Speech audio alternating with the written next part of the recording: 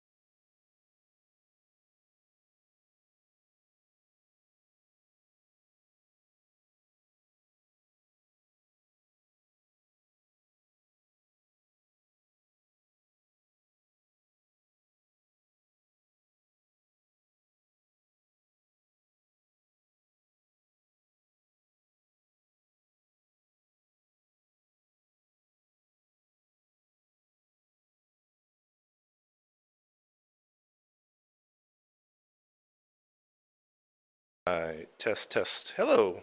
Excellent. So we got the stream going. We're about ready to start. We got 2 people on the stream, so it makes a total of 7. Nice. Let's see, I'll just let them know.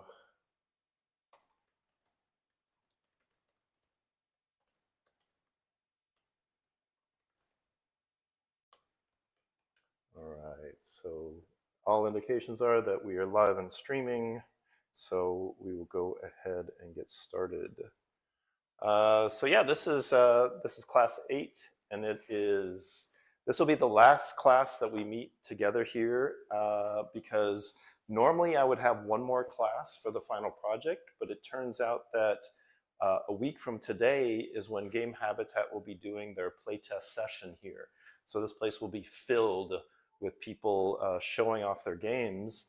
And so what I decided to do was instead to have, well, for the final project, the idea is that this class should give you the last of all the pieces that you need to build your first game. And what I'd like you to do is to still, in the next week, submit a game on the Discord. And it doesn't have to be anything incredible. The point is it's just your first game. You just need to provide me with a playable build. In the past, I've had mixed results with people submitting a final project. Some people excited, some not. So I thought I'd try to sweeten the deal this year by saying that if you do submit a final project, that you will receive a certificate of completion for the course with your name and everything. And, of course, this is not going to get you into any prestigious universities, but I do think that it's something that you should be proud of. So tonight's class, we're going to be looking at user interface, but using the opportunity to also look at essentially how do you use it to give players information about your game, especially, for example, the win and lose state of your game. And so we'll hook up a simple game manager. So what we'll do is we're going to start, as we've done before, by starting a 3D project, and we're going to import the first-person character controller, which has a demo scene here, which we'll use. So, what you want to do is go ahead and open up your Unity Hub, and then you'll go to New Project and choose your latest editor version. And then pick a universal 3D project and give it a name, whatever you like. It could be, DNA UI or whatever you can name it whatever you like. This might be the start of your final project, or you might want to use something existing. By the way, for your final project, it's totally legit if you want to use one of the micro games included here or any of the tools. Like, there's nothing that is not allowed, because the whole point is just to make something, create a build. And if you're at all worried about creating a build, let me know and I'll put together a video to kind of recap it. I know we did that in a prior class, but I know it can also be easy to forget. So here we got our universal 3D project that we've given a name to, and we're going to click create, because we know that's going to take a little while. And I'm going to do a presentation about UI, and then we'll come back and we'll add that first-person controller from starter assets. But what I've done now, while we're waiting, I'll give you a little bit of information about the topic of UI. So you might hear the words, UI, UX.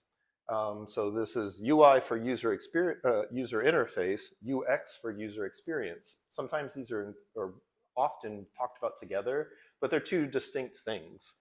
So what we're going to talk about is what is UI, what is UX, and why are they often combined or confused? What's important when designing user interfaces, and how does a heads-up display, which is a very common way of giving player information while they're playing, prioritize information? So before we go on, let me talk a little bit about the distinction between UI and UX, which is UI are all the elements on the screen that provide information to the player. User experience is the general idea of how the player understands what they're supposed to do, and it involves the information they get from the user interface, but it means a lot more than that. A lot of times people talk about user experience like the first time user experience, when somebody starts a game and they need to learn how to play. And that's a time when it's really important because players, if they get frustrated, they'll stop playing your game. Um, and so the user experience is generally the smoothness of understanding all the information they need to play effectively. So much about what I learned about UI came from when I was working on the game SimCity, because of course that's a game with a whole lot of information that needs to be presented to the player. And I worked with a man whose name is Chai Chan, and he put together a lot of this information that I'm going to share with you. So essentially, giving props to Chai because he's a professional UI designer. Um, but essentially, like, you can think about, in a game like SimCity, you know, uh, because it's a simulation game, really, it's almost like it's a spreadsheet under the hood, visualized in a way that's interesting enough to keep a player actually engaged with the game.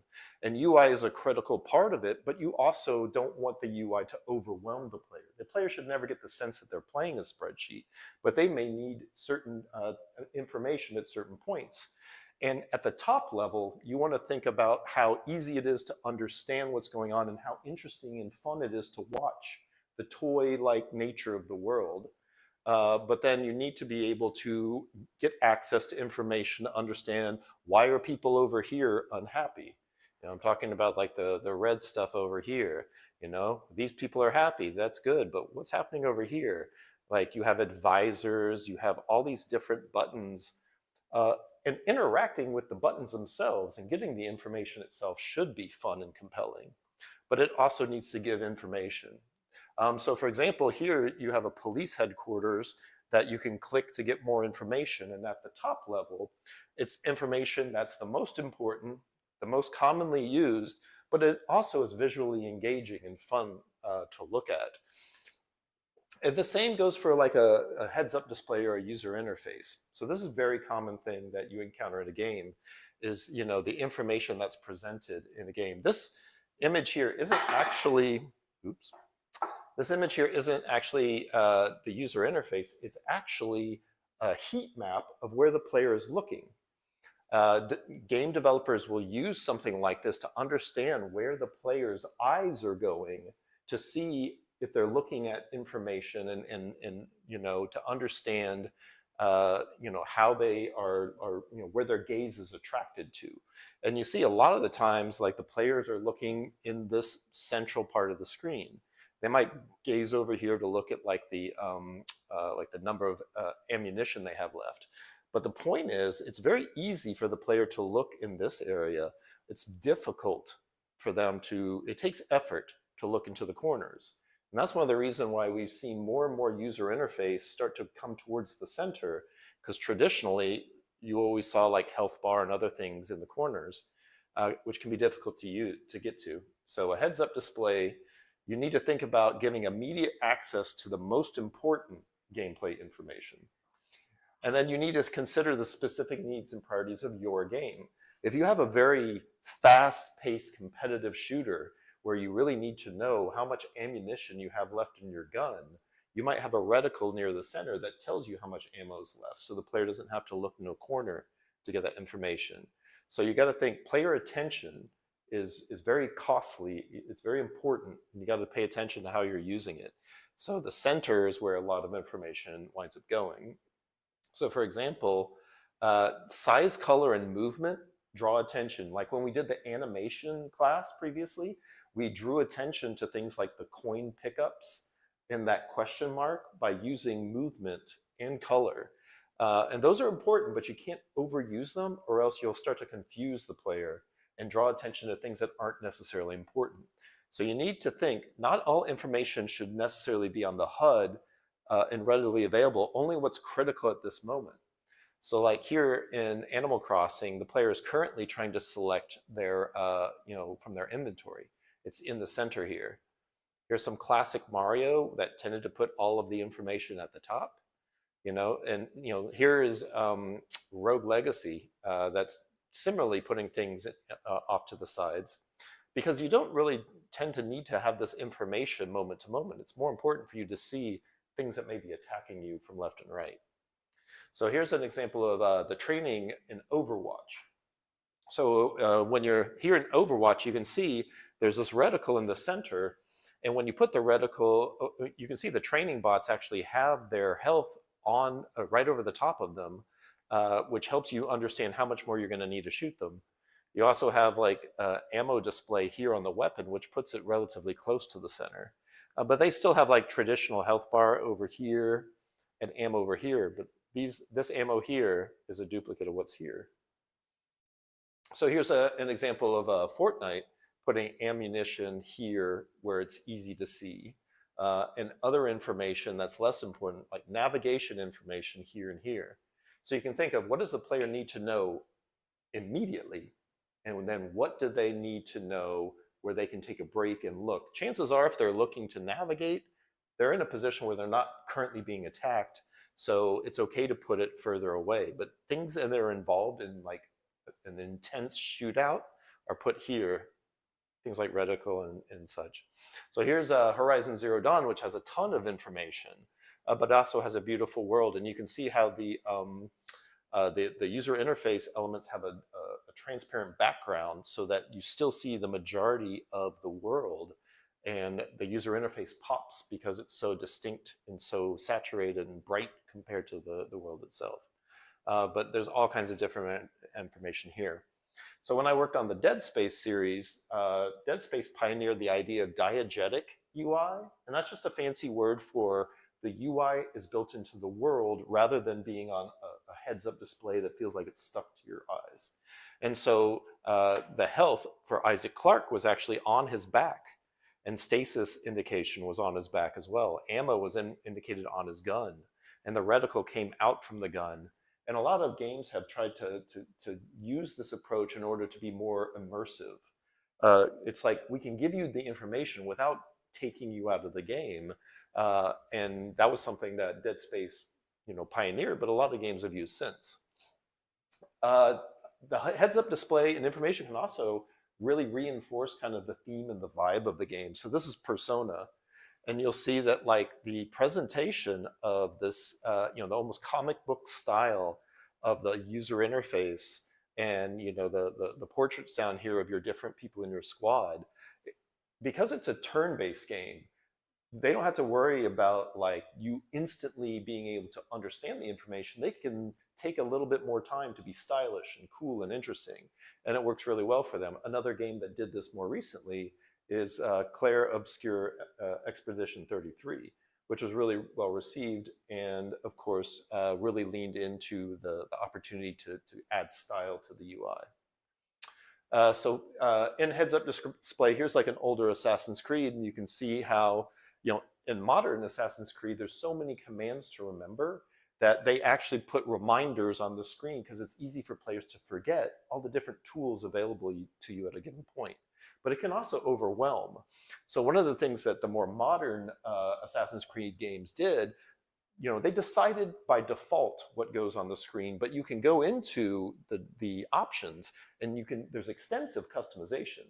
So you can try to be really minimal about what you put on the screen and remove those things, or you might be like, well, I like the combat information, but I'd rather find the exploration things in the world on my own. So, they kind of understand that some people want their hands held to navigate the world, but they don't want all that combat stuff there constantly, or vice versa. And you give the player the opportunity to customize themselves. Now, there's this really cool website called Game UI Database. And what they do here is it's a library of all the different UI in different games. And you can search through here if you want examples of what other games do and understanding what all the options are.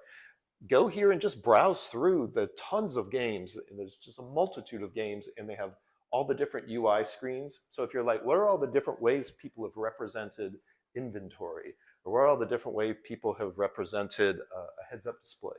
This is a great way. Like, look, this is an old screenshot, 1,385 games. By now, it's probably over 2,000. but you can see that they break it down into the different types of menus.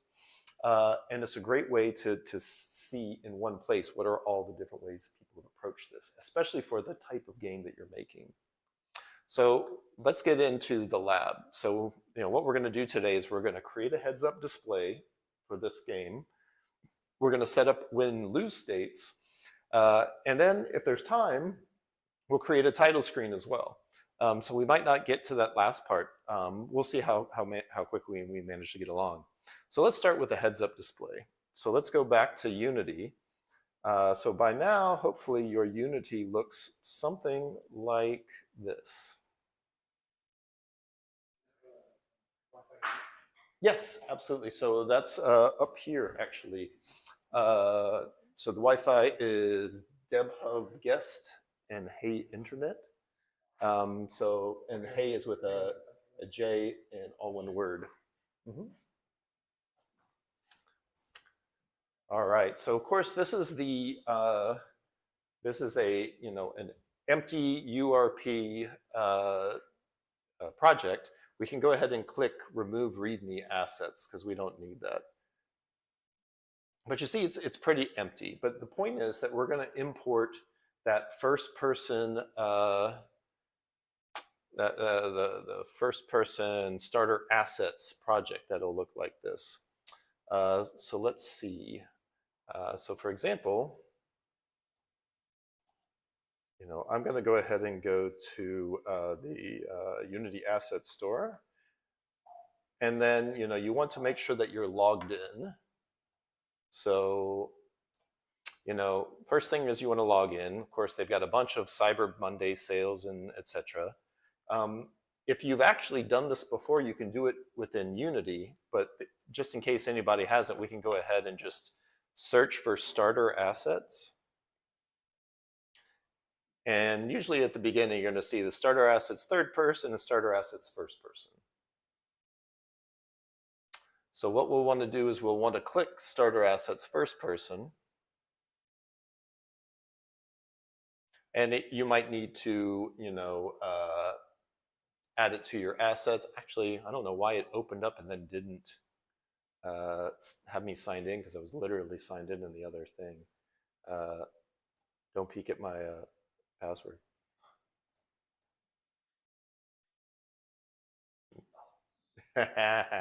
Yes, I believe in strong passwords. So for me, it's already in Unity, so I just need to click open in Unity. But for you, you might need to just, it's free, doesn't cost you anything. So actually, I'll show you as well that if you're in Unity already, you can actually click this button here, the package manager. And this is what will open up if you click it from the Unity Asset Store. But if I go to My Assets and I search for Starter, here's Starter Assets First Person. So in order to get this, that's, when we buy asset packs, they wind up in a package manager, but we have to import them into our project. You might even have to first download it. And so then you're going to get this warning, which is essentially telling you you need to install and upgrade some stuff, which is totally normal, totally fine.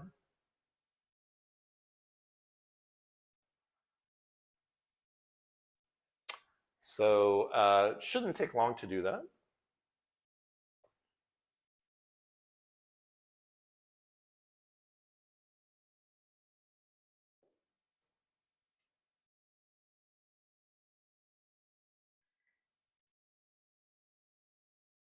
So of course, this is also, if you decide that for your final project, you want to make a first-person game or a third-person game, you can either use the example project from one of these, or you can import this into an existing project.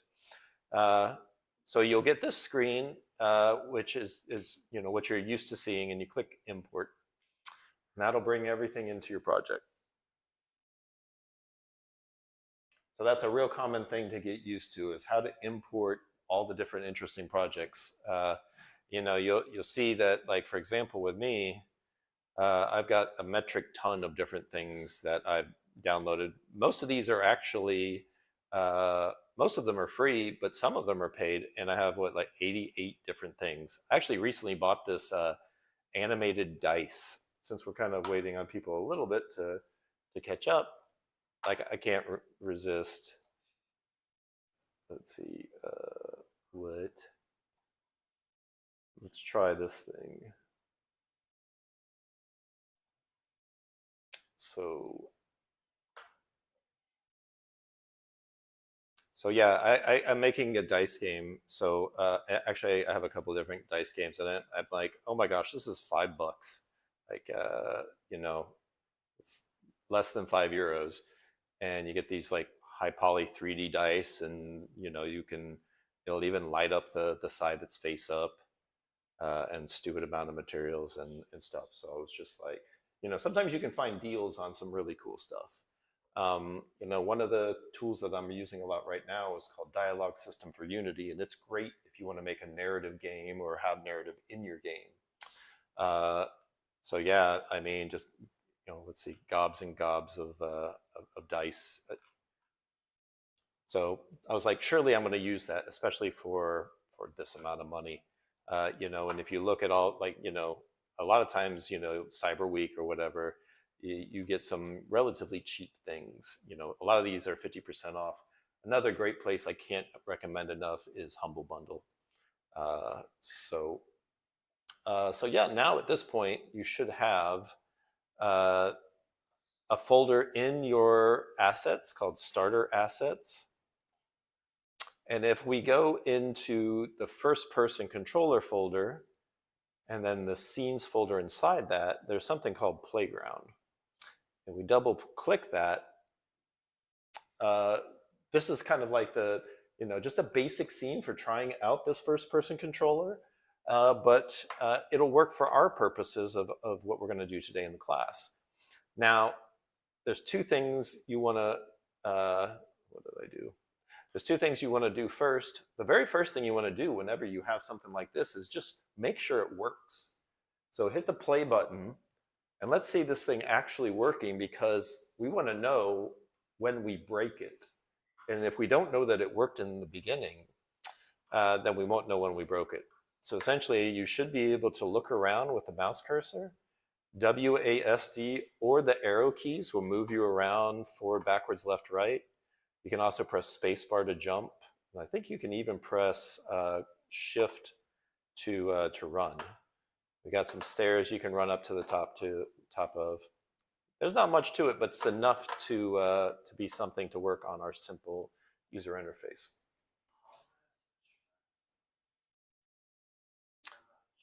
How to change the mouse sensitivity? Let's see. There's probably both general mouse sensitivity, but there's also probably in the game. So I would say, let's see, if I look at the, chances are if I look at the player capsule, there might be sensitivity here. Let's see. No, it's not there. So the question is whether your sensitivity is generally slow in your operating system or if it's in your game. But let's take a look at that a little later and make sure that we can get through the class. Because they're definitely going into controlling player input in Unity is a class all its own. But one thing we can do right now, so we know that it works. Let's make sure that we save our own version of the scene so we can mess with it all we like. And then if we have a problem that we create, we'll go back to that playground scene. So now let's just do File, Save As. And then it probably defaults to the Assets folder. Go into the Scene folder. And let's call this like, DNA UI or whatever you would like to call it.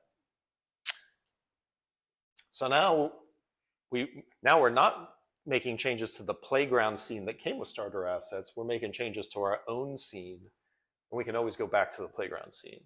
Now we can go ahead and get rid of two things we don't need, which is this starter assets, these UI controls, because those are for mobile.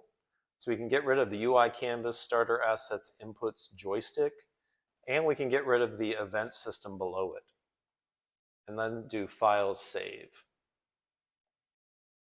So now we kind of have like, our clean slate that we're kind of starting with. So now I'm going to switch back and like just kind of follow along with the, so what we've done, we have the playground here. We deleted the things that we don't need and we tested it. Now let's talk a little bit about the way that the scene is presented and how we make sure our UI connects correctly with it. So if you look at, first off, let's take the game window here and drag it over here, because it's going to be helpful for us to see both our scene up here at the top and the game window at the same time. And we put our console over here just in case there's any errors. Now, one of the things that you might notice is that, like, hey, okay, the game window changes its resolution based on how I have this window made. And there's a good chance that you might actually be in game free aspect. And if you notice that, like, you could be at a weird aspect. You could have a game that it's like looking on mobile, like a vertical aspect, or you could have something that's really long. If you try to create UI and have everything go where you want it, and you just leave this in free aspect, you're going to get real confused really fast. So there's kind of two ways to approach this. What I recommend, the easiest way to make sure UI is positioned where it needs to be is to go ahead and pick a fixed resolution and set the game window to that. So most commonly, for the majority of PCs nowadays, they're normally in full HD at 1920 by 1080. And that's one of the options here. And so when you set it like that, you might actually have to use the middle mouse button to scroll out to see the entire thing. So if we essentially say, we're going to assume that our game will always be played in 1920 by 1080, and if somebody if somebody's running the game, we'll force the game to be in that resolution. That's the easy way to do it. But the thing is that the proper way to do it is actually instead to set it to your aspect ratio that you expect, and then change your UI so that it stretches or adapts to that. So Jesse, for you, what you want to do is, if you already have your your project open, you probably still need to go to you need to download the Starter Assets first-person character controller asset pack from the marketplace. And so I'll be talking through some of that so that you can catch up. You remember, we've used this one before. Exactly. So it might even be that you can find it, let's see. So you might be able to actually to find it if you go here to your package manager without even having to go on the internet. If you go to My Assets and type in Starter, then you might find it here, Starter Assets First Person.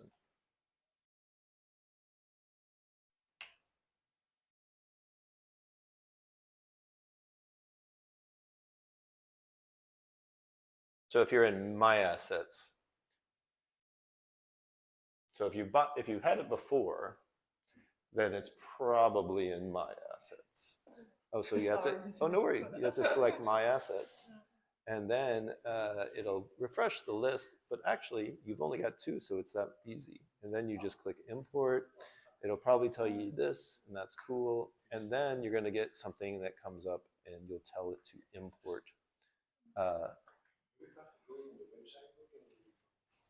The first time you have to go on the website. From that point forward, it'll be there, and then you can just do it from there. So let's see. It's not in the Unity registry, but it'll be in My Assets. after you've done it the first time. So the first time you'll have to get, anytime you're getting an asset pack for the first time, if it's not part of what comes in Unity, you'll have to get it from the website first. But then from that point forward, it's in My Assets, which means that you don't have to worry about it. You can get it from the website if it's useful or if you just forget. So it's not a problem to do it that way. So as I mentioned, okay, so the reason why, so it's easy for us to use a fixed size, but that's not the proper way to do it, because when you eventually want to make a game that can be set to different resolutions and can fit even different dimensions, and so the proper way to do that is to use, essentially do like the free angle and then set your canvas, which I'll show you in a second, up to do to scale with the screen size. So I'll give you a demonstration of this as we go. But the first thing we need to do, as I mentioned, set this to full HD 1920 by 1080, and now we're going to add the UI.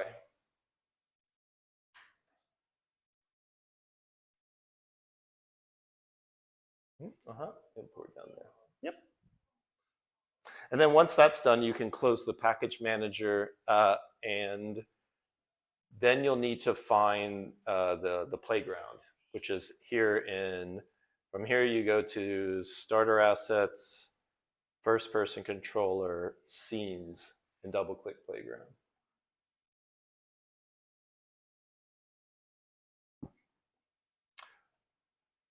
So if you remember, the way that we add something to our game is usually by right-clicking here in the hierarchy, and there's all these things here. Now, if you look under UI, you'll see that there's image, text, raw image panel, all these things here, canvas, etc. The best way to start adding UI is to add a panel first. So we'll right-click, do UI, panel, and you see it automatically creates a canvas and then puts a panel under here that we'll name panel underscore HUD. So the way to think of it is that this canvas, there should only be one canvas. That's where UI is drawn in general, at least in our demonstration of things that go kind of where the player looks, but you will have multiple panels. You might have a panel for HUD, you have a panel for windscreen, you have a panel for loose screen. So you don't have to worry about these other two right now. I just wanted to kind of demonstrate. In fact, I'll delete them now because we're just going to focus on the HUD. But the way that you essentially show and hide the UI screens is by taking these and literally just enabling and disabling them to make them show and hide. So we have a canvas, we got a panel with it, and it also added this thing called an event system. It's super important that you leave this here. The event system is how you can detect the player clicking a button, for example. So I'm going to save that. Now, one of the things that you're going to notice is, so we added stuff here and we saw this turn kind of a pale white in the game display.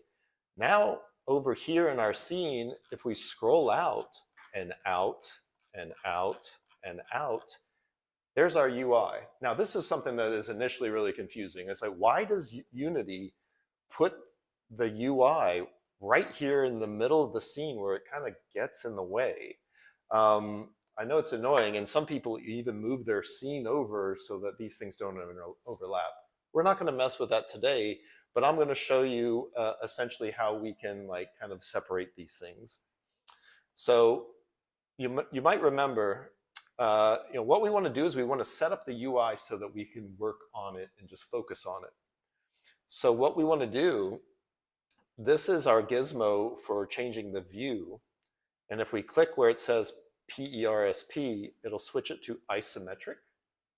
So we'll see it from an isometric camera instead of a perspective camera. which just makes more sense when you're talking about the UI. Then the next thing we want to do is we want to click, you see the Z-axis here?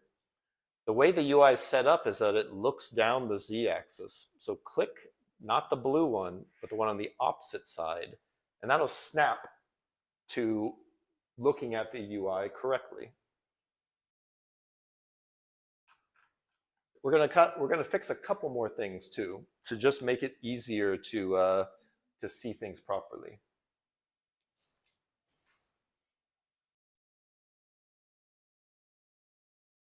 So if you don't have that widget, it's actually here. So we got our toolbar of toolbars. So if you don't see that, you might have to turn on this guy here. Mm-hmm. So let's see what you got, Jesse. Let's see. So you're good, but you're looking at it from the top. You want to look down the Z-axis. So if we click on this one, that's what you want. And if we scroll back some.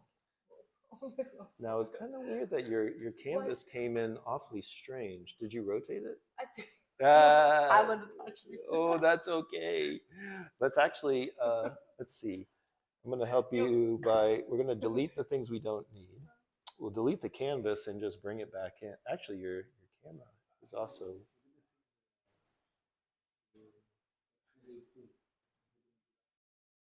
Oh, didn't do the,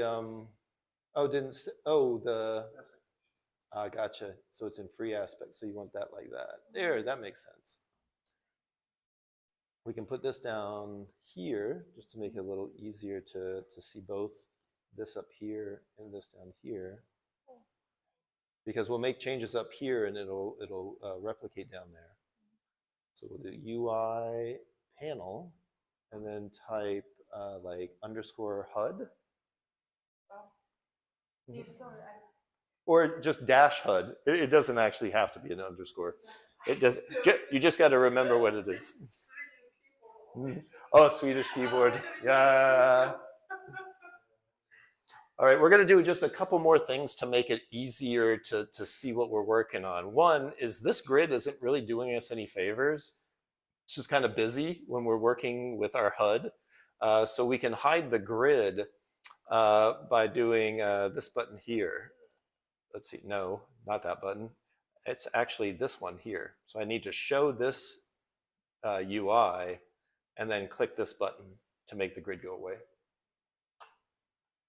And there's one more thing that's really annoying me, which is the camera has its own widget here. And that's kind of just distracting, and I don't really need to see the camera right now. And I could turn this off here, but then I'll lose out on like seeing the edges of the panel. So actually, to make just this camera thing go away, you can actually hide the camera here so that it doesn't appear in the scene anymore, but it doesn't change the camera itself.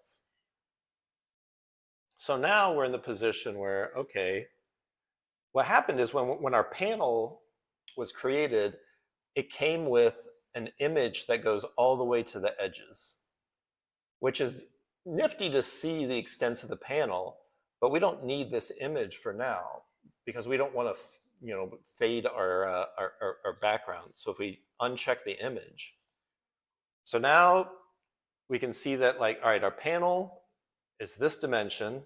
There's nothing in it, so it doesn't look particularly interesting, but it's no longer blurring out our background because we turned off this image.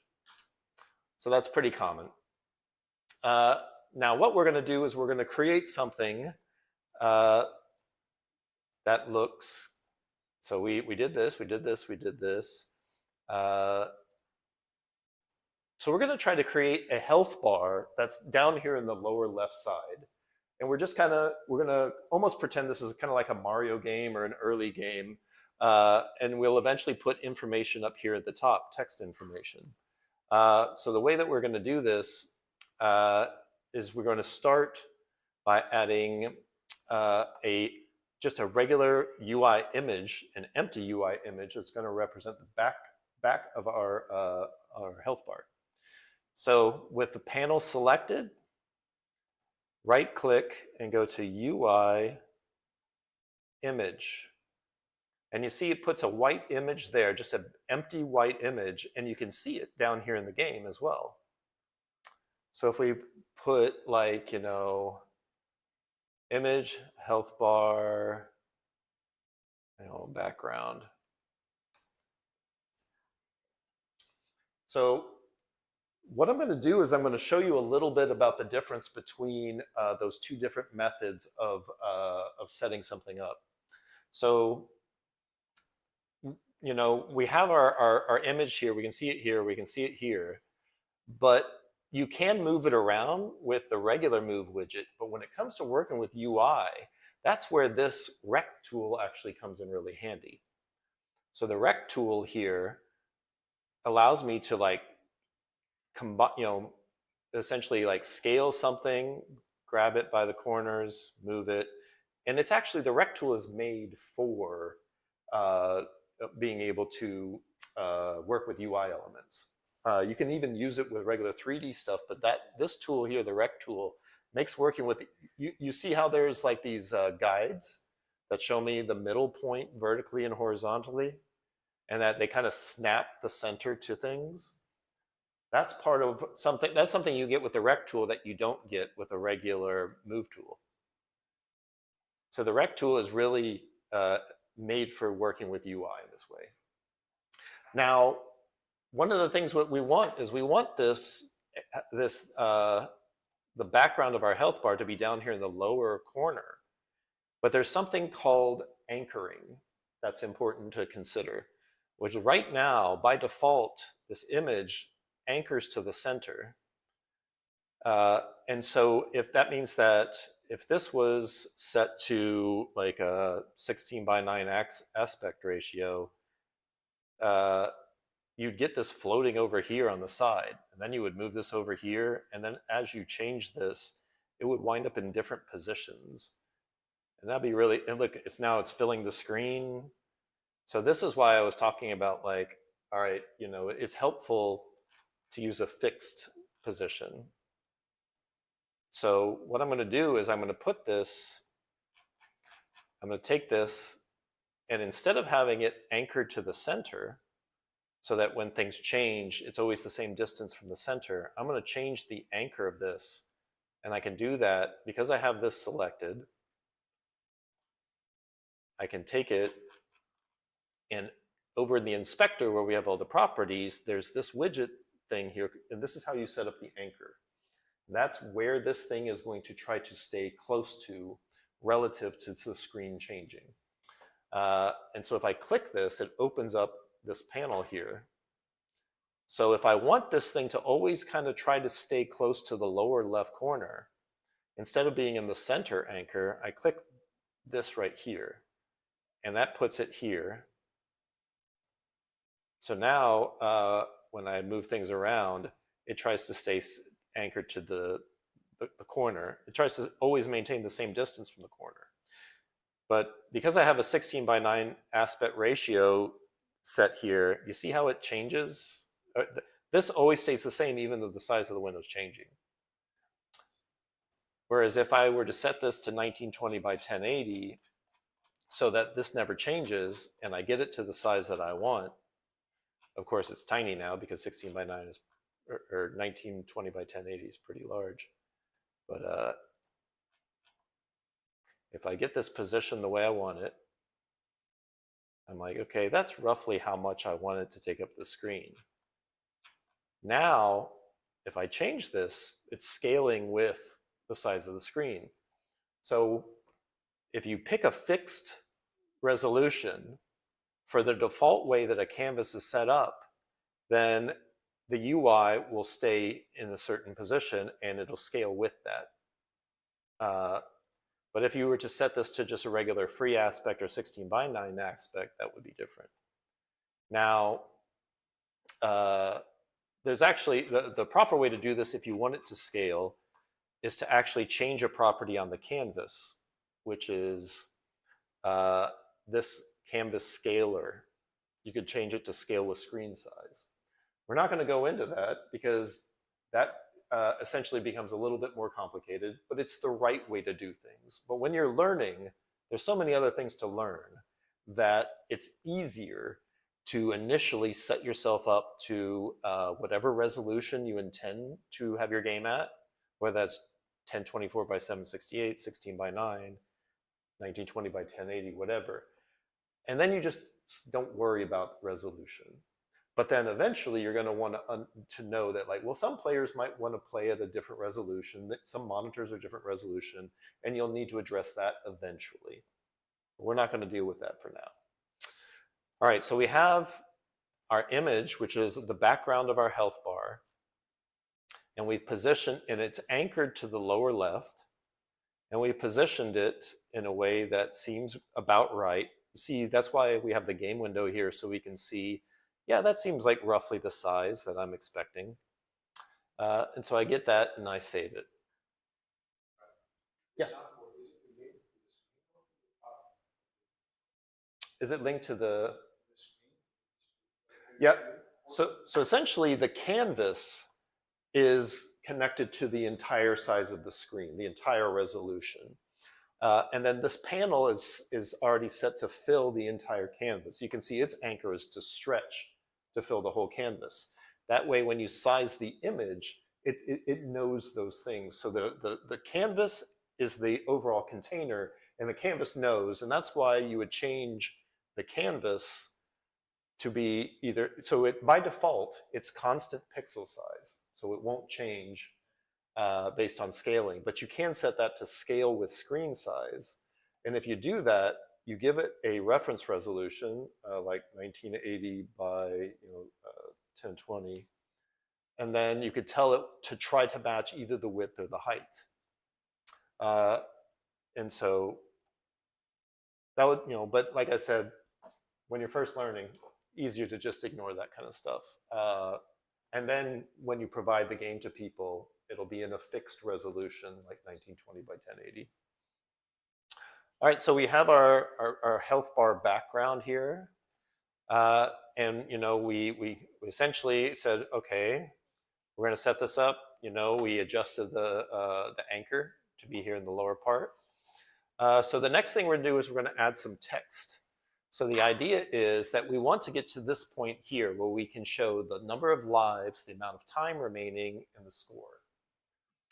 So we'll pretend that eventually we would finish with the health bar. But for now, let's try adding some text, because that's going to be doing a lot of the similar stuff.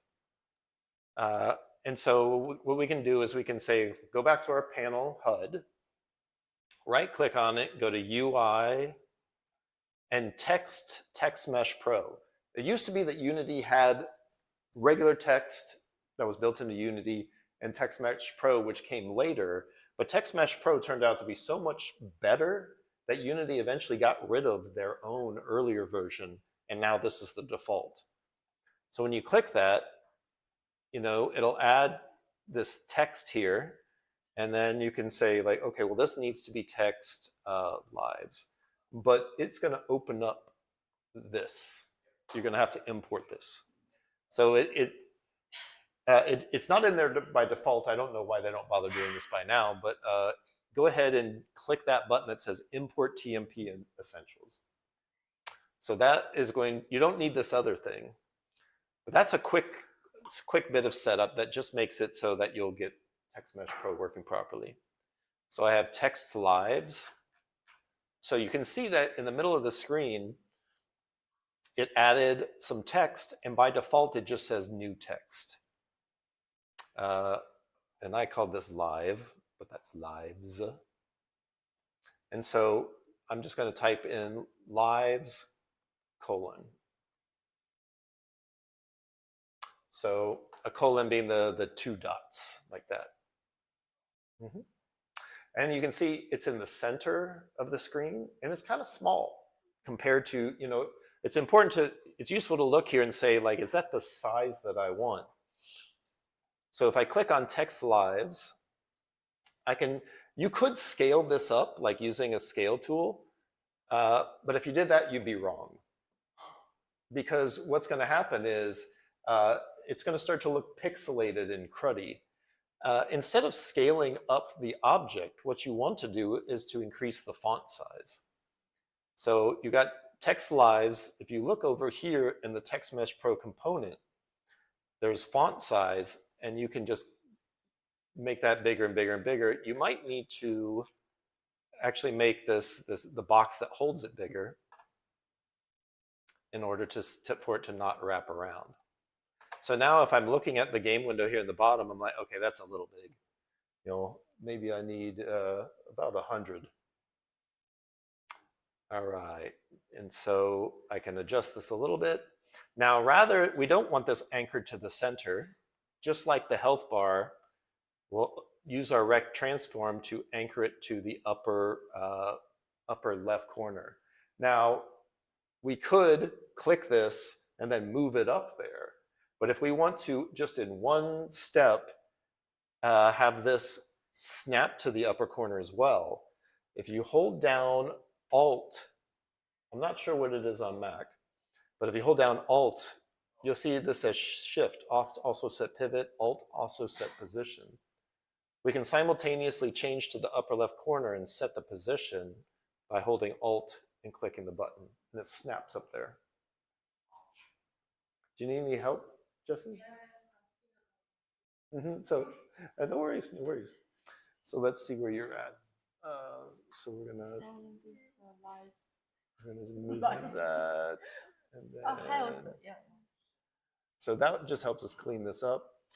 And so your image, you got it anchored, and that's good. But what you want to do is to use the rect transform tool to move it down here, and then stretch it out, just to approximate like where the health bar is. Oh, so you set up some numbers. Okay. All right.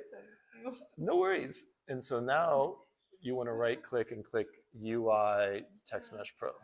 Oh. And then that'll bring in some text for you.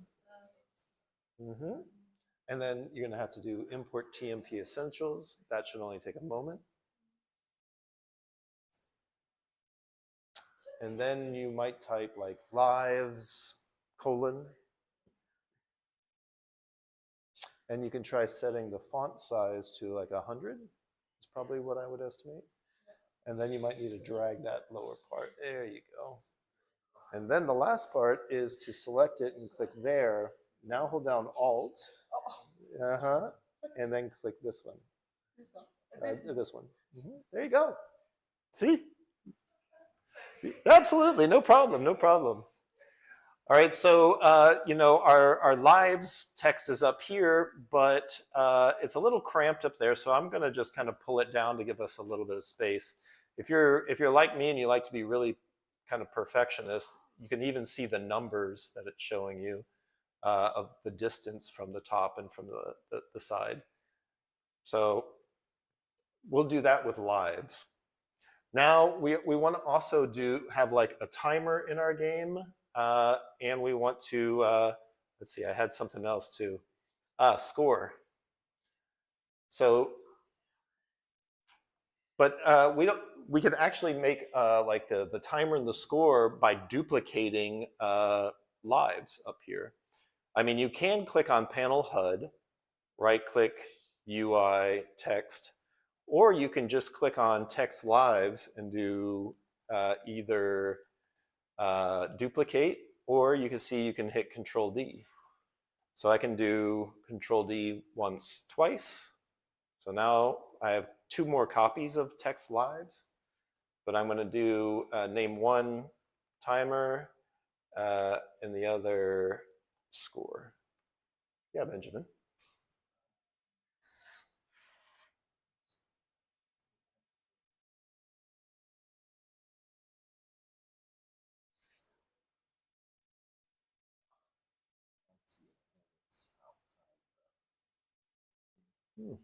So it looks like your panel or oops, how do I Control Z? There we go. All right, so it looks like your panel isn't the same width as your canvas. See, that's the canvas.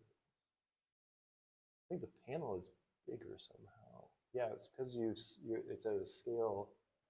It's scaled up slightly. So if we do 1, 1, 1, that seems to have fixed it, right?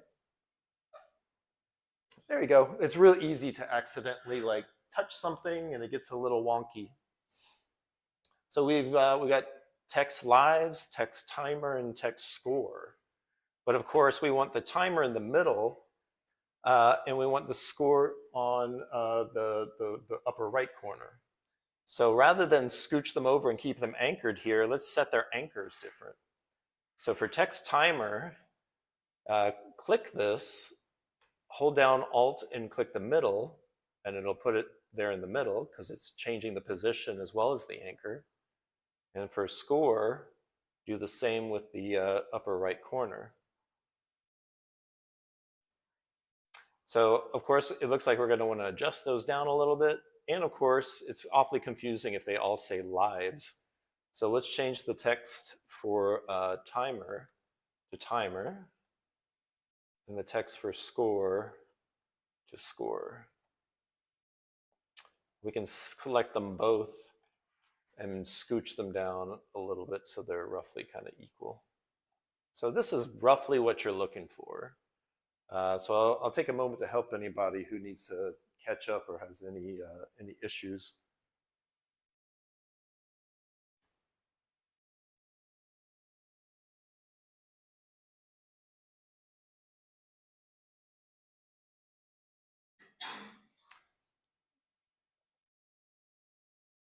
All right, so one of the things also to note is that there's other properties here in the Text Mesh Pro component that we can adjust. So for example, timer, it's currently, if you're familiar with like Microsoft Word and stuff like that, you have stuff like alignment, like whether it's aligned to the left, center, or right, and also whether it's aligned to the top, middle, or bottom. So for example, for the timer, we might want it aligned to the center. And for the score, we might want it aligned to the right. Actually, yeah, that's probably cool, because we'll eventually add a number there. So just know that for text, you can adjust the font size, you can adjust the text color, you can adjust the alignment, whether it's left, right, or center, top, middle, or bottom. And there's ways to control things like overflow, because that's essentially this box that you've created here is what's going to try to, there's different ways to keep the text within this box. There's a lot to learn about working with UI, and if you're making a very UI heavy game, you're going to want to kind of learn and pay attention to some of these things. So we have our hypothetical health bar, we have lives, timer, and score. And right now they're just kind of placeholder text. So let's take a look. One of the things that we can do is figure out how we can actually connect these to a script. And one of the things that I like to do is when I've got something placeholder like this, we'll have text lives. Let's go ahead and just add like XX. If you don't expect the player to have more than 99 lives, then that's a way of indicating a placeholder for that data. For the timer, we might have like XX as well. You might even say, well, no, it might actually go 3 digits. Oops, it's spilling over. It's going to the next line. We can just kind of stretch this out. If we want it to stay centered, if we hold Alt while we're stretching it, it'll stretch both sides equally. And then for score, we might say, okay, the score can actually be fairly high. It could be XXXX. Uh-oh, I want to drag this until, although that's looking kind of crowded. Maybe I'm going to limit the score to less numbers, or I could just reduce the font size. Or if I want them all roughly the same, maybe I'm giving score more space and I'm scooting timer over a little bit. So that's essentially creating placeholders for the biggest numbers that we expect these things to be. No more than 99 lives, no more than like 3 digits in our timer, and no more than 4 digits in our score. And so now we're going to do file save. So anybody need to take a break? Because we're right about the midpoint of the class.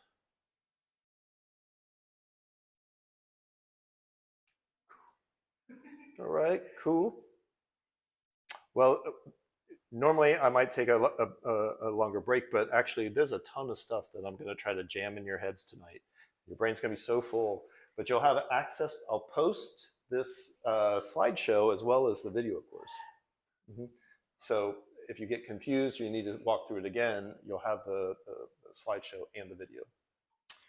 But what we're going to do is we're going to hook this up to a script called a GameManager that's going to actually control the numbers here. And in order to do that, we'll create a script called GameManager, and we will use public variables to access those text fields. And so I'll walk you through this. And this is a bit like what we did previously in the programming class. But I know also that it can be confusing. And also I know that the IntelliSense on the Macs wasn't working so well. So we'll try to take it kind of slow. So the first thing we want to do is in assets, we want to create a folder for our scripts because we're going to write a GameManager script. So right click in assets or on assets and click create folder and create yourself a folder called scripts.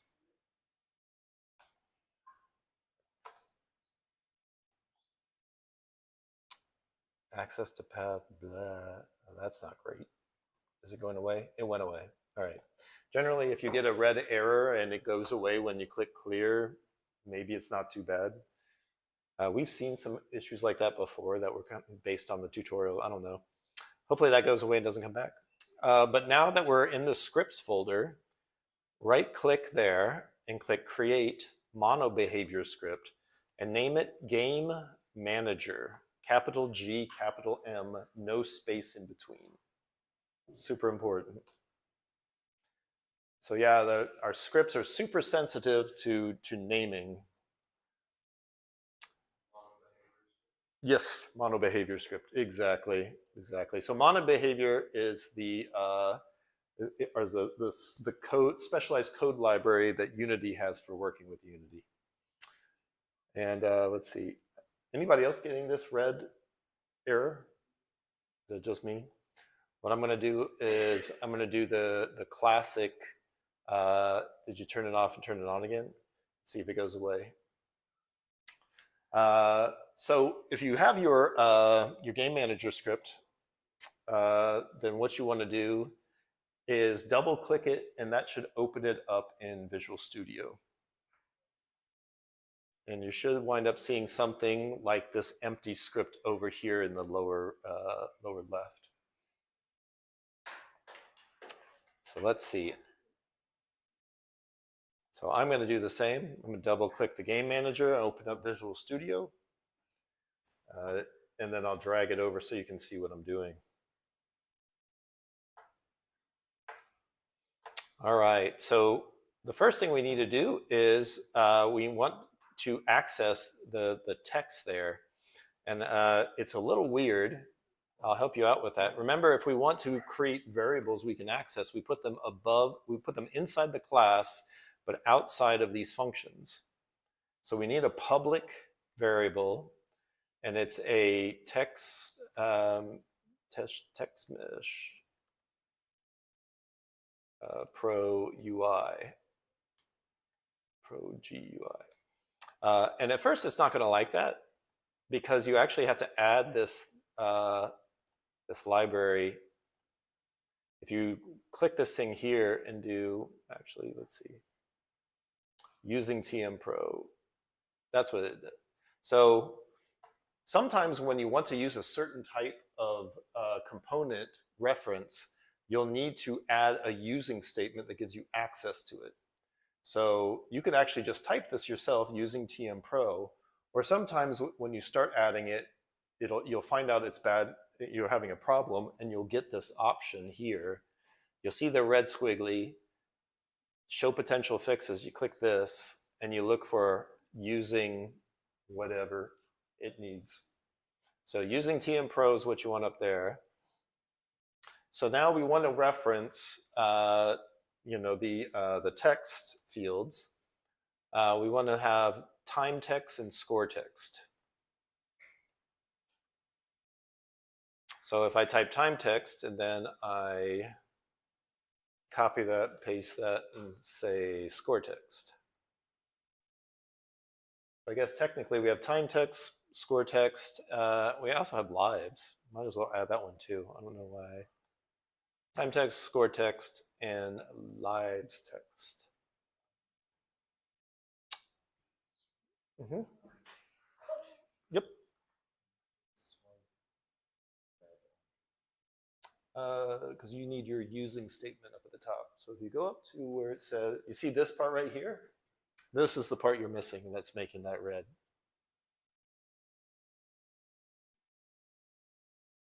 Mm-hmm. So TM Pro, capital TMP. And then these three things here. Would it help if I posted that into the chat, or do you already have it done?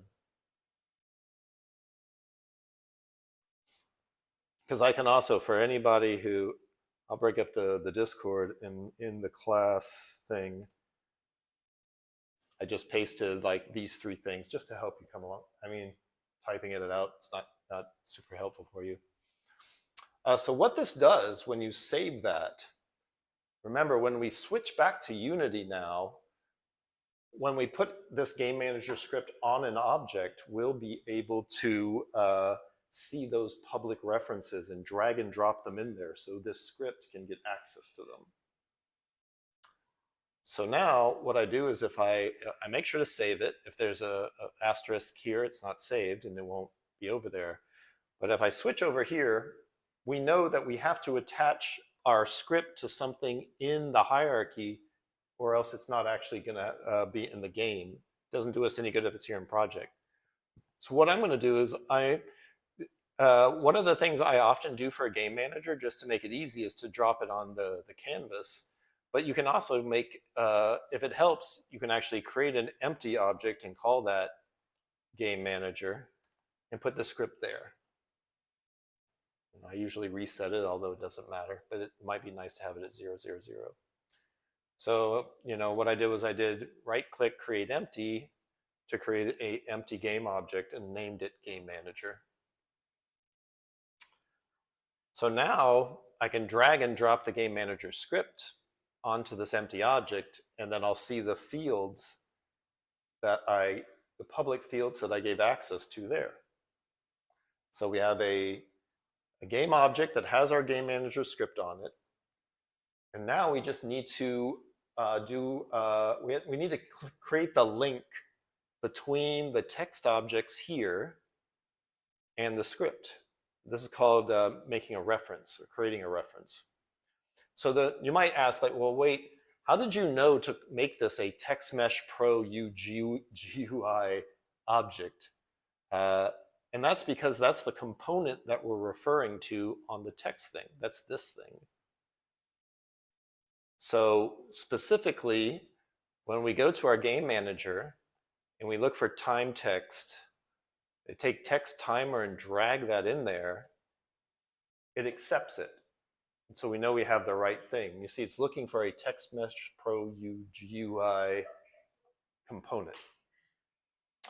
So if we drag text score into score text and text timer, or text lives rather, so this is what your game manager should look like at this point.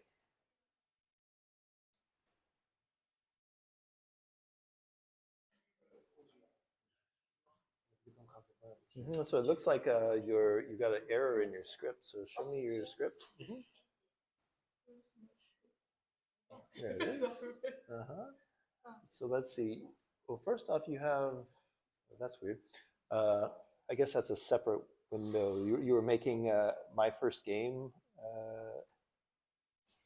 So let's see, you have, so, I can see already that you're missing a using statement, but it's a little weird that your IDE doesn't show you that error. Um, so normally you would see red squiggles here, but what you need is here you need to do using space, capital T, capital M, capital P, RO. The RO is lowercase. And a semicolon. So try that. No worries, no worries. So if you save that, so it looks like you might be having a similar problem to what they're having, which is that it can see when you have a C# error, but it doesn't see when mono behavior isn't working. Yeah. I never use C#.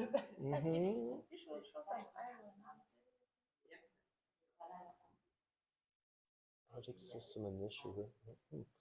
Let's see. It seems like you have more than other projects going on here, but let's see. If you go back here, when it reloads, let's see.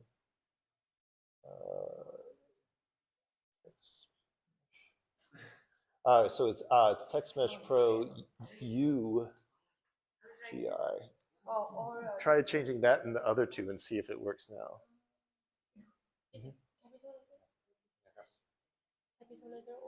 Yeah, it's capital. So remove that one. There you go. Exactly. So save that and see if that works. But yeah, your IDE, you don't have. So if you're not having the same problem that she's having or that they're having, I don't think. Let's see. All right. So hopefully the errors go away now.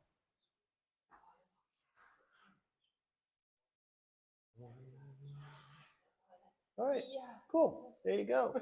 So now what you just need to do is you take your text lives and drag it into lives text. Oh, well, you need to select your game manager. Now, if you click and let go, then it'll select that. But what you want to do is click, hold, and drag to bring it over here. So you have, which one? Oh, no problem. So you do, so game manager selected, you see what you're looking for. So the timer, click, drag, and hold. And as long as I'm holding and I don't let go, it won't switch. And so I have the timer, I'm dropping it into there. So now you try it for score and for text lives. No problem.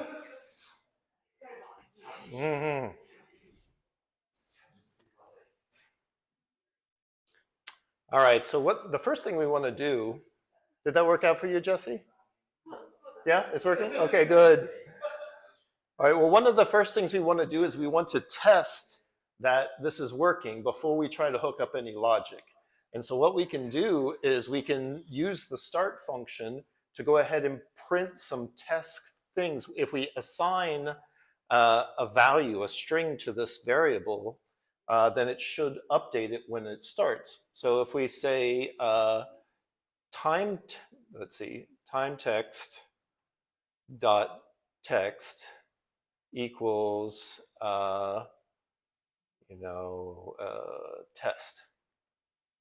And if we do the same for the others, if we do score text dot text equals test, do test 1 just to make it different from the previous, and then lives text dot text equals test 2. So the thing is, this is the component, the TextMesh Pro GUI, that's a mouthful. But one thing you'll notice is that the reason we put this thing .text is that there's actually a lot of things that you can refer to. You can refer to the text. You can refer to the word spacing, wrapping. All the things that you have access to on that component are accessible there. So basically, all of these things here in this component can be accessed and changed through that reference. But what we're doing is we're saying for the text field, that's how you essentially say, for this particular component, I want to change the text to this. So now if I actually start the game, what I should see is that it should say live, it should say test 2, test 1. It replaces the text that was already there. But that's fine because, this is just a test. But we know that if we wanted it to say lives colon for lives, then what we'd be wanting to do here is lives colon test 2.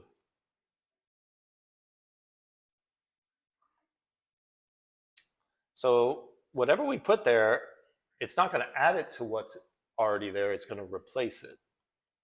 So now if I run it, lives should say lives colon test 2. And it's even wrapping around. Maybe my text is a little too big. But now we know our test has worked. We have a GameManager script that can reference these text fields and put things there. So that's cool. But let's actually make it something useful. And this is where, let's see, figuring out what we can do in the next 30 minutes. So we did this, we set up these things and we said testing, and that changed it. And so one of the things that I did here is, I asked ChatGPT, rather than, it's a pretty common thing to write a countdown timer. And so I said, hey, ChatGPT, tell me, in C# in Unity, how can I easily create a countdown timer? And it said, okay, well, this is how you do it. And then I just copy and pasted that code in and hooked that up to my countdown timer. If you're going to, I'll warn you, ChatGPT is great for stuff like this. If you just want to ask a straightforward question, you're going to get the code, and you're going to use the code, you're probably not going to change it. Now, if you had bugs, and then you ask, hey, ChatGPT, help me fix these bugs, it'd probably fix a bug and change like 3 other things. And before long, it's created a giant mess. So I don't recommend that you vibe code and let ChatGPT do all the changes if you don't understand what it's doing. Try to figure out what it's doing and understand how it's doing that. We're not actually going to implement the countdown timer because this could take some time. So we're just going to skip over this portion. But just know that that's a totally legitimate way of doing something, relatively small, bespoke. And you can actually tell ChatGPT, well, hey, there's this command that I'm not familiar with. What does that mean? What does it do? That's a great way of using ChatGPT, because it will say, if you use it as a learning tool for you to understand what the code is, how it works, and asking ChatGPT, explain this line of code to me. What are the other ways I could approach this? Sometimes it might even give you something complicated, and you could say, I don't understand this. Is there a simpler way to do it? I'm a beginner coder. Talk to it like it's like a mentor. And so if you follow this procedure that I talked about, then you'll have a countdown timer that you could use for knowing when maybe the player in this hypothetical game needs to collect a certain amount of coins before the timer expires. And so then you'd have a timer that will tick down, and then if it expires and the player hasn't won and collected all the coins, then they would fail and you would show a lose screen. Like this, a lose screen. And again, I'm not going to walk through this part of it. I'm going to let you, go through it, and you're welcome to ask me questions. What we are going to do is we're going to look at a win condition. That's the lose condition. For a win condition, we're just going to quickly create some things that the player can collect and say, hey, once you've collected these things, we will we'll let you win the game. So let's start by saying, okay, so we have our panel HUD. Let's create a new panel for when the player wins the game as a win screen. And we're going to go through much the same process. Click on Canvas, right click and do UI panel. and do panel and call that win.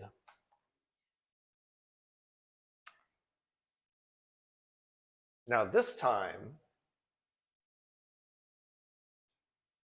it's a pretty common thing when you're showing something like a win screen or a lose screen to actually kind of fade the background. So maybe it's actually useful, instead of turning this image off, let's actually use it. Let's change the color by clicking on this thing here.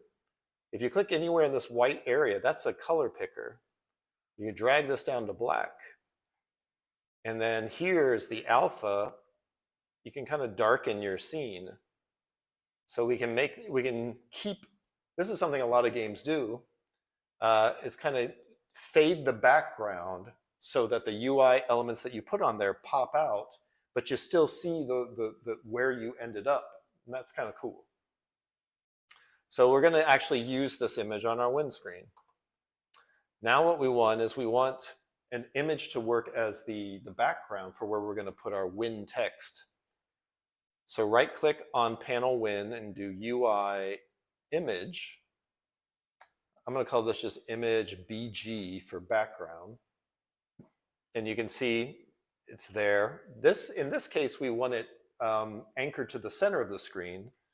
What we're going to do is we're going to do something that looks kind of like this. When this happens, though, we're not going to have the HUD showing anymore. We're actually going to hide the HUD. We can go ahead and do that just to get a feeling for what it looks like. All right, so we've got our win panel. There's a background image for our text. Now select the panel again and let's do UI text mesh pro text. We'll call this text underscore win or whatever you like. Now, having white text on a white background is not going to be super helpful. So let's go ahead and immediately change the color. While we have this text selected, we can change the color to black by dragging in here.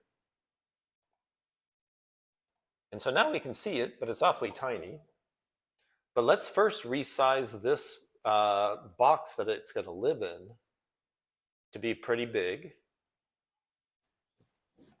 And here's a place where actually it's going to be really good for us to start by making the alignment centered top to bottom and centered left to right. So now our text is in the middle, so that when we scale up the font size, it's growing from the middle. Now, before we get too attached to the font size, maybe we should go ahead and say something like, "You win." So now we can get the font, say like, okay, well, do we want it like that? Do we want it like this? We might even want to make it bold to be a little bit stronger.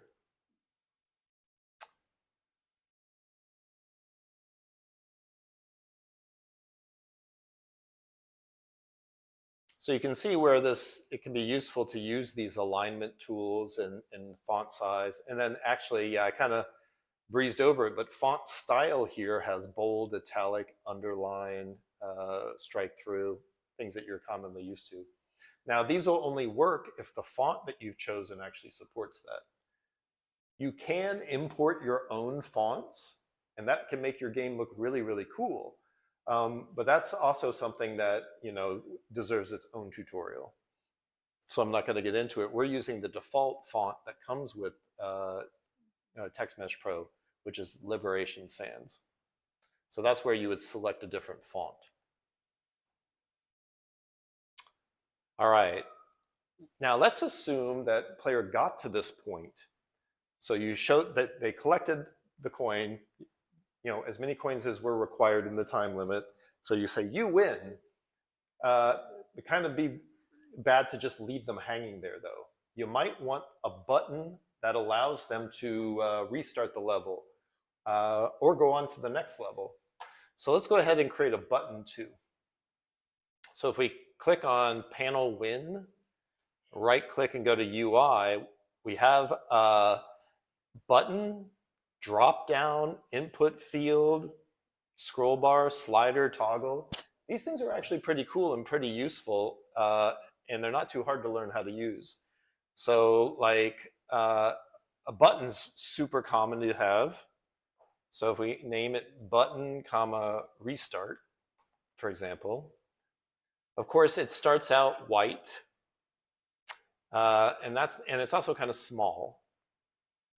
So with the button selected, go to where it says image color and click on this, and let's give it some kind of a bright color. We'll go all the way to where it's the saturated side. Red seems kind of negative. I'm kind of thinking more like a teal or a green. Actually, if they win, green seems pretty appropriate.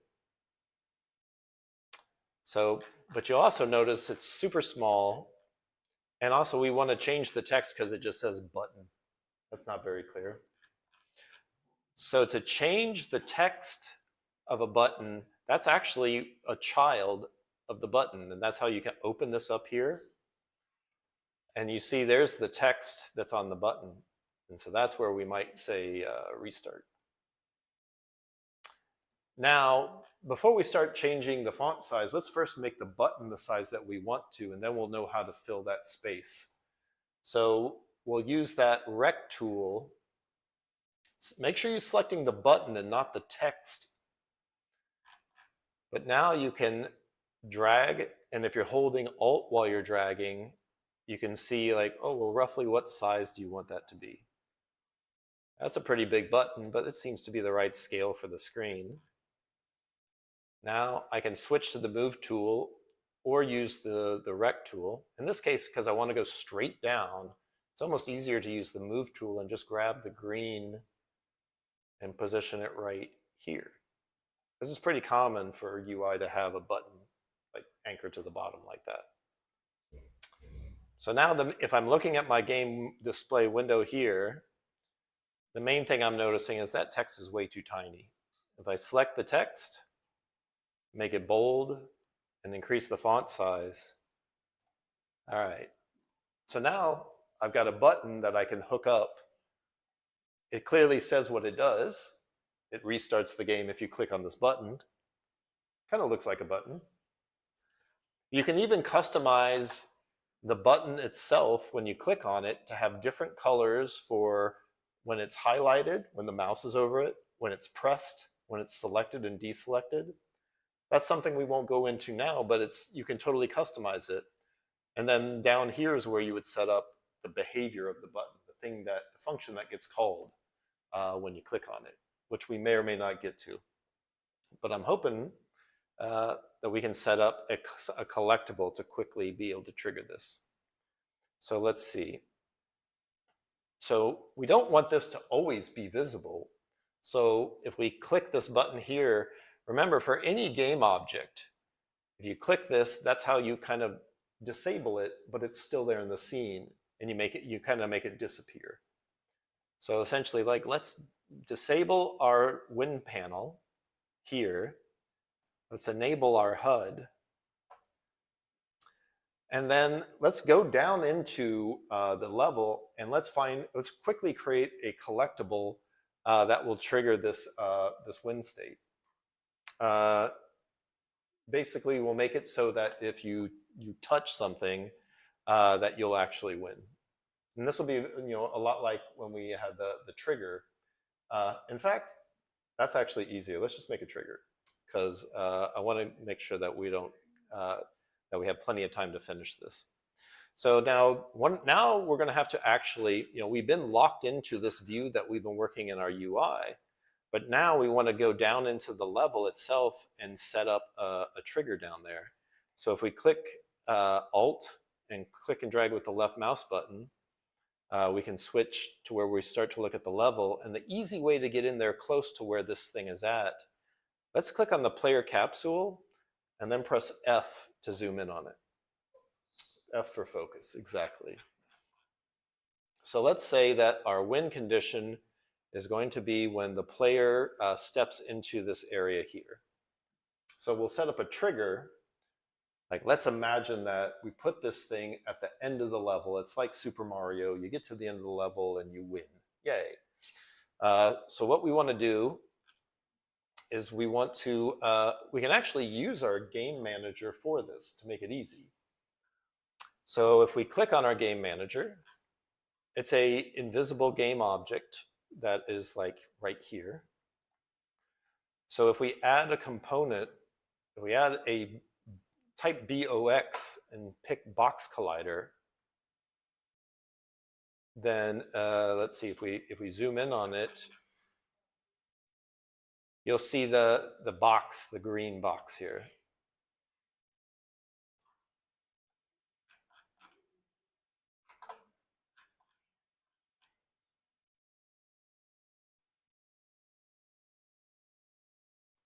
All right, so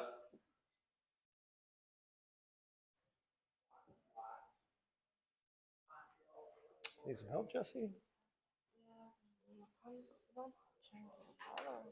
So you need let's see, so your text, I think what happened is that your text needs to be below the image in order to see it. See, Unity's weird in that the things that are on top are in the hierarchy, they're actually below other things. So if I change this image is actually on top of the text, and that's why you don't see it. But if I do this, the text is now on top.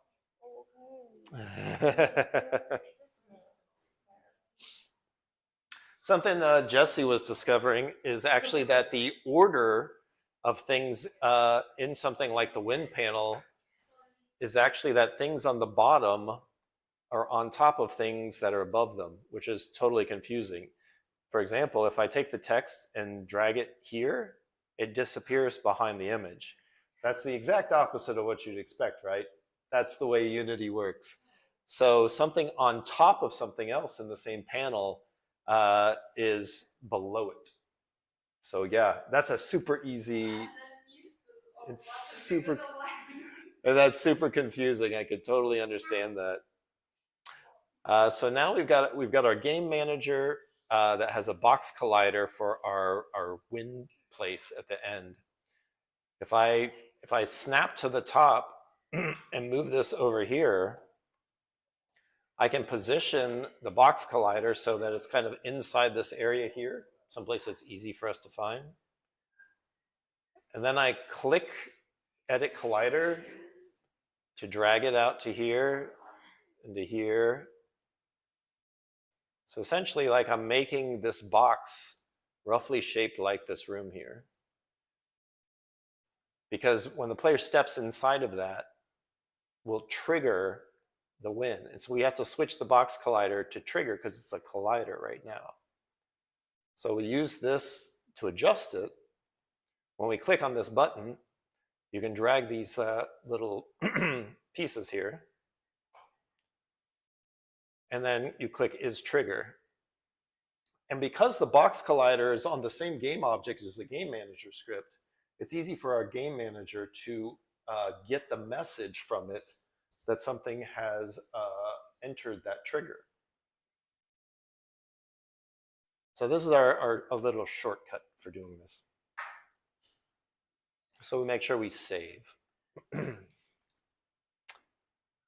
So now, if we switch back to our script, and what I'll do is I'll type this out for you, and then I'll post it in the chat to make it easier. So we don't have, let's see, so what we're gonna have is on trigger enter. When I start typing on trigger enter and I hit the tab key, it automatically created this whole section. And so we're gonna say on trigger enter, what we want to do is we want to hide the panel for win and show, or hide the panel for HUD and show the panel for win.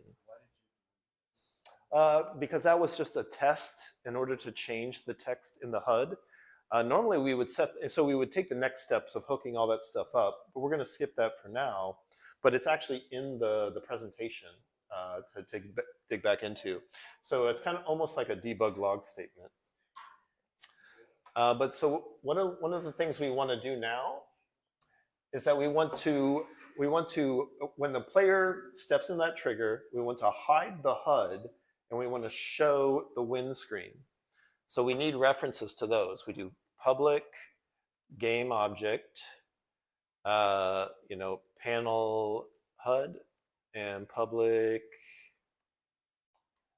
game object panel win. So if we have those, what we can do is on trigger enter. I actually don't need this now. This is going to be a super simple script. So if I say on trigger enter panel HUD dot set active false and panel win dot set active true. So now all I need to do is connect those up in the editor. Absolutely. So let's see. What I'll do is I'll copy the entire script from top to bottom. So you'll want to select everything.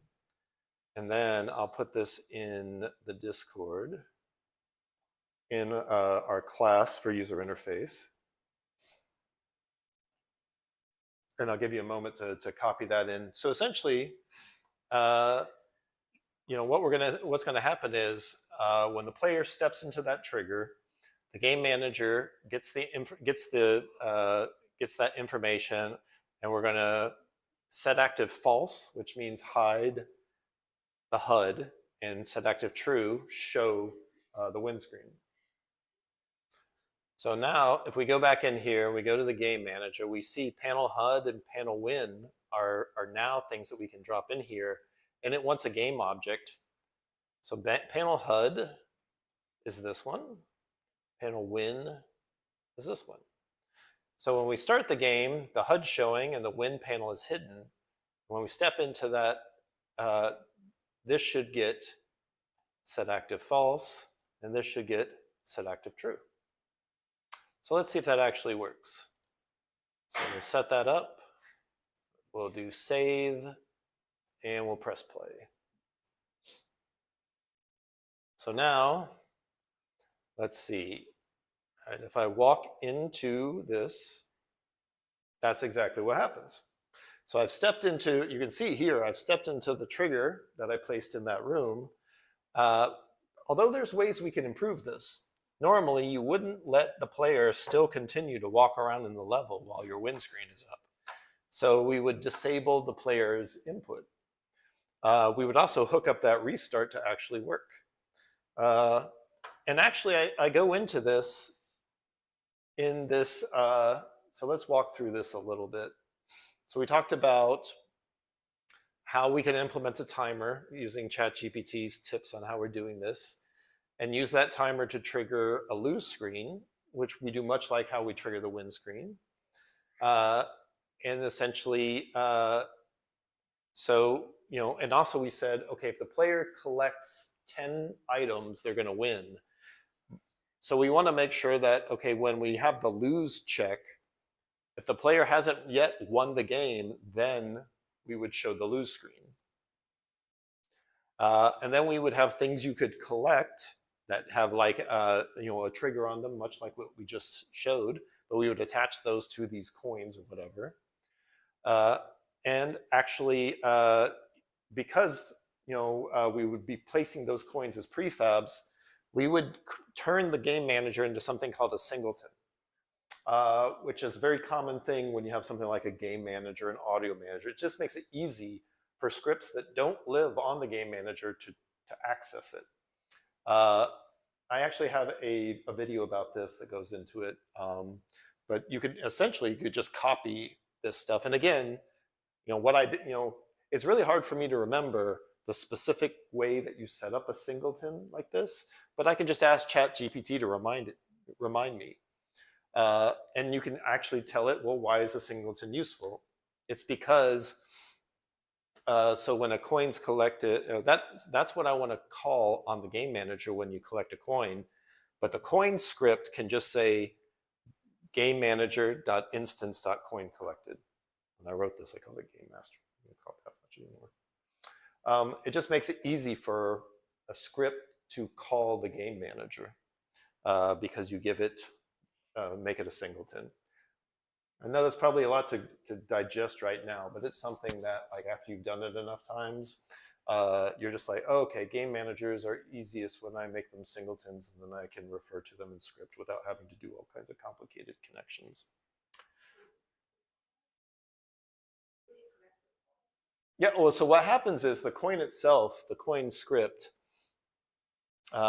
is essentially says, okay, the coin is essentially a game object that has the collider on it, and when you touch it, just like the trigger we set up, it does on trigger enter, and it says, okay, call a function on GameMaster to say a coin is collected, then destroy it, which is exactly what we did with the programming class when we created bullets that we could spawn, and then we destroyed them when they got a certain distance away.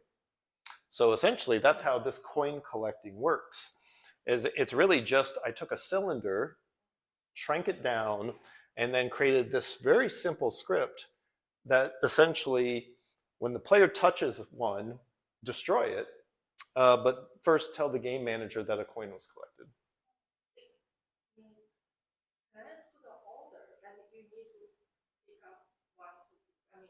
Yeah, you could. It's more complex logic, but absolutely. Yeah, if a coin would need to know which one am I, and you would have to decide. Okay, well, should the coin know which number it is and whether or not the player can collect it yet, or is a coin just stupid and says, I just tell the game manager somebody's trying to collect me, and I tell them what my number is, and then the game manager could decide, all right, well, you're trying to collect coin number 3, but you haven't collected coin number 2 yet, so I won't let you. So you could have the game manager control it. So you could actually do that either way. As with programming, there's usually like 4 or 5 different ways to do any given thing, right? So yeah, you'll be able to have access to this, of course. I also go into how you can create a start screen, essentially, and you reuse the level as the background for the start screen. And there's a way that you use this scene manager to call scene manager.load. And then how to hook up a button so that you press a button, and how to make sure that you can build a game like that. This class is actually recorded. The class that I did in the spring there's actually a recording of it if you want to see this whole thing explained better than I can do it in this rushed kind of situation. So basically, the idea is that, like, okay, you've got the start screen, and you press a button, and it's a different scene, and then you load the playground scene from it. And then, of course, the other thing you would want to do is that if you lose, you'd want to connect that button to a script that reloads the scene. Right now, our button in here doesn't do anything. We have this panel, like if we get into this position, if you click this button, nothing's going to happen. But the way that you make a button do something, so when you have a button selected and you look in the inspector, in the button component, you have on click. And what you can do is you can add something here and say, okay, on click, tell the game manager to call a given function. And so if we wanted to say, for example, let's see, if we did using a scene, I think Unity.scene management. Let me see.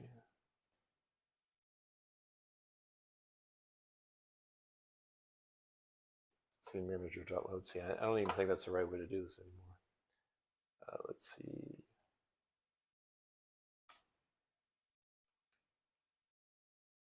So if I had public void, restart game, and then scene manager load scene. So it's saying, like, I don't have the information I need to do this. What do you want? And then using Unity engine.scene management. That's what I needed.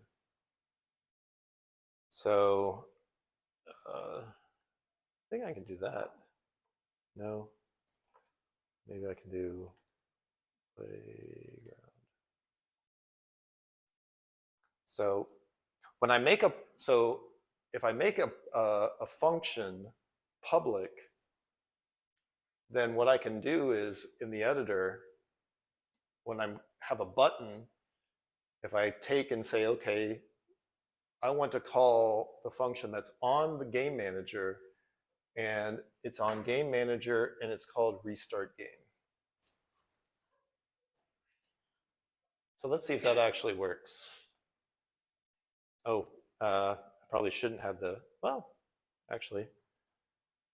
So the problem is you're not going to be able to click that button because currently you don't have the players wandering around the world.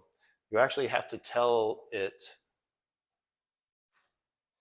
So you need to do, you need to do cursor.lockState equals, or you actually need to lock the cursor state. Let's see. Yeah, so you can use input system and you can get control of the player's input. And then you can disable it when the timer runs out or when they hit a win state. And then re-enable it when you restart. And that's how you can wind up with a button you can click. Lots of stuff I'm trying to jam into your brain in the last end of this thing. But actually, if you wind up trying this stuff and wanting to use it and you're having difficulty with it at all, just post in the Discord and say, Brian, like I'm trying to do this thing and I'm totally lost. And I'll make you a video that I walk through it step by step. I'll put that up on the YouTube and then you can watch that step-by-step video. And that'll help you out a little bit here. One of the other things that I would control or present in this class would be how you can use UI in the world to add text. So let's say that you wanted like a shopkeeper and you wanted text not in the HUD, but text actually in the world. And so you can actually create text in the world. I may even be able to demonstrate this real quick. So this canvas that we've created is called a screen space canvas. It puts things like it's stuck to the front of the screen. But I can actually create another canvas. Actually, that's not how I do it.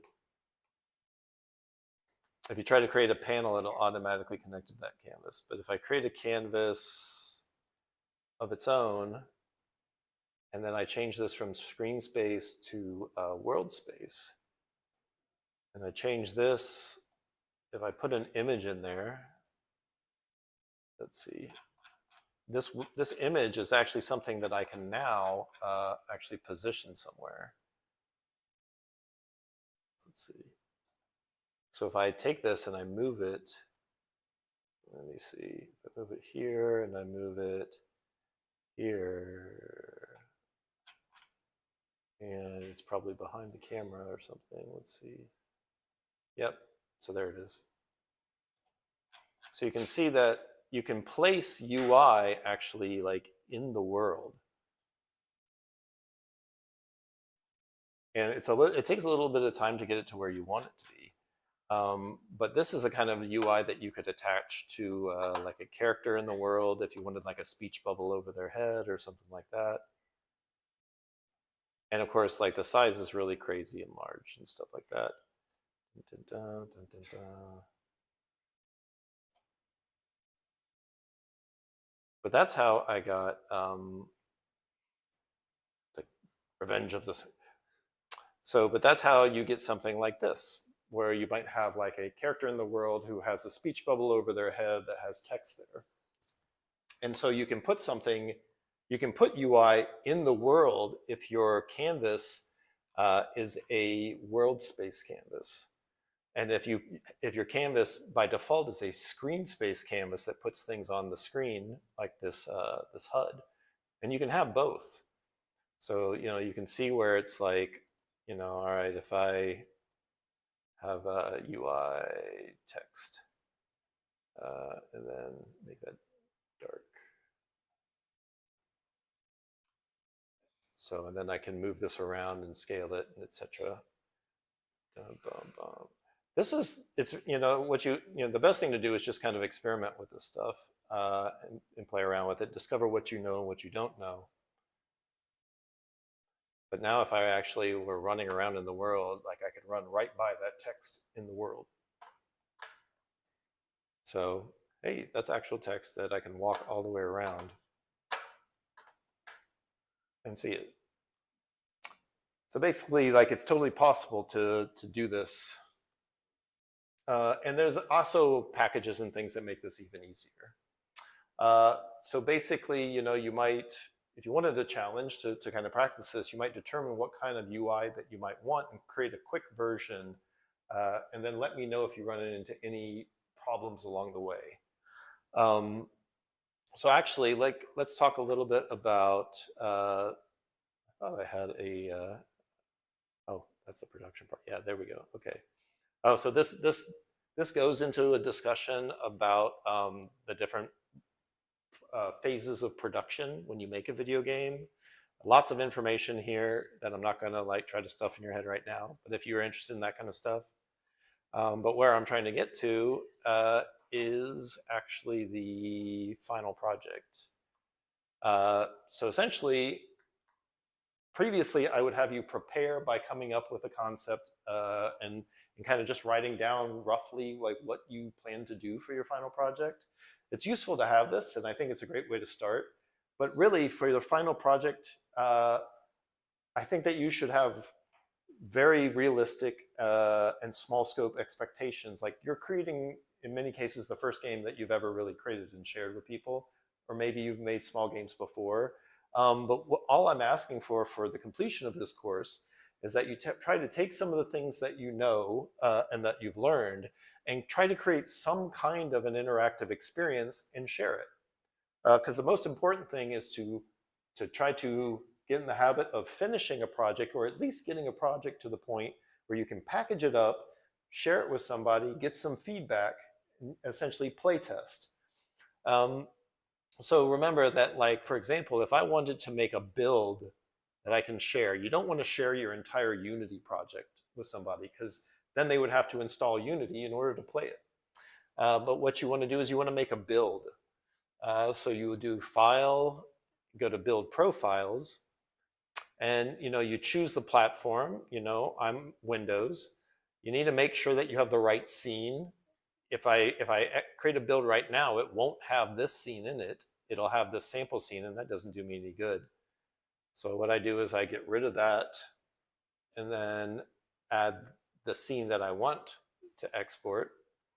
And then pretty much everything else is okay. And you can just press build and then choose like a folder for it, like my game, Windows build, and then click select folder, and then it starts building. Then you're going to have a folder that actually has the game in it in the smallest form possible that can be executed on somebody else's computer. You zip that up, and then you put it up on your Google Drive or your Dropbox, and you give people a link to it. And that's what I want you to do, is to post in the Discord with, for example, here in Final Project, if you just post a link to your build so that I can download it, I'll download it, I'll play it, I'll give you feedback, and then I'll send you your certificate for completing the course. The main time limit is before Christmas, ideally next week or the week after, but I'm not going to be real particular. But if you wind up having any problems building or need any help with that, you can also put your Unity project where I can get at it, and I'll download it and then see what's going wrong. So I can help you fix things remotely as well. Or I can make a video for you about the specifics of what you might need. Yeah. Generally, no. And it doesn't work the other way as well. I'm thinking that I don't think you can make a Windows build. I know you can't make a Mac build from Windows. You might see in your build profiles, so if you click Windows, no Windows module, you might be able to load that and try it. Yeah, you can try to install it. I'm curious. Now you got me wondering. So if I were to go to like for example, ChatGPT and ask it, using Unity on Mac, can I make a Windows build to share with others? Let's see. Yeah, actually, it says you can absolutely build a Windows executable from Unity while working on Mac. Well, that's cool because you can't do it the other way around. Because on Windows, to make a Mac build, you have to have Xcode, and you don't have access to that on Windows. Mac is much more restrictive ecosystem, so you should be able to. And then, of course, if you, so for example, I asked my friend ChatGPT, and it says, yes, you can, and here's how you do it. So not a bad idea to check there if you run into any problems. But then, like I said, don't hesitate to ask me if you wind up in that position either. And wow, I'm still building. All right. Well, I've kept you 1 minute over. Sorry about that. I will put the video from tonight up, and I'll link to the slideshow tomorrow, as well as the previous class recording from this class that has a bit more information. Apologies that I think I tried to cram in too much stuff into this class. It was a lot of stuff to take in. This probably should be 2 separate classes. I think in the past I've talked about doing just a UI class on laying a UI out, and a GameManager class on how to connect everything together. So yeah, well, thanks everybody for anybody who tuned into the stream. Appreciate it. The offer stands for people on the stream as well to get a certificate if you submit your build. So yeah, no on-site class next week. And have a wonderful Christmas and happy holidays. Absolutely.